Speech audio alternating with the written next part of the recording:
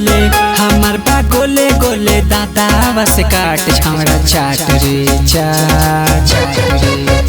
ढोढ़ी के निचला पाट छोड़ा चाट रे चाट ढोढ़ी के निचला पाट छोड़ा चाट रे चाट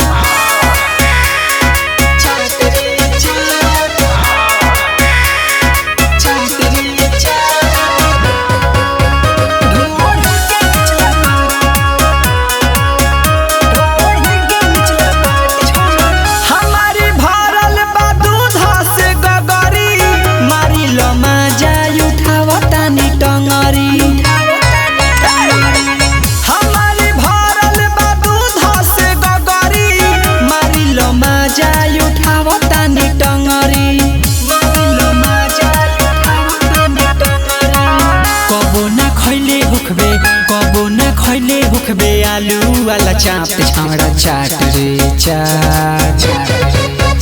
ढोढ़ी के निचला पाट छोड़ा चाट रे चाट ढोढ़ी के निचला पाट छोड़ा चाट रे चाट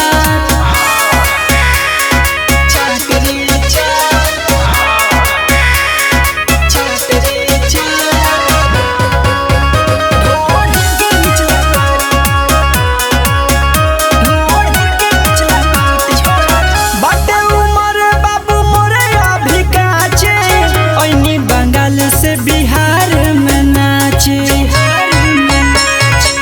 बाटे उमर बाबू मोरे अभी काचे ओनी बंगाल से बिहार में नाचे ले ले तू मजा धके ले ले तू मजा धके कोरावा में साट छावड़ा चाट रे चाट ढोढ़ी के निचला पाट छोड़ा चाट रे चाट ढोढ़ी के निचला पाट छोड़ा चाट रे चाट मिक्स बाय सोनू साजन माधव।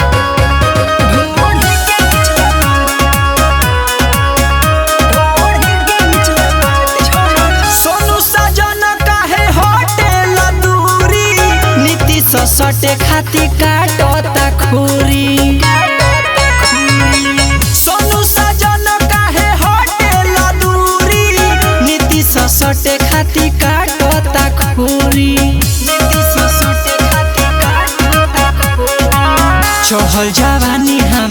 चढ़ल जवानी हमार चुओ तट बाट छावड़ा चाट रे चाट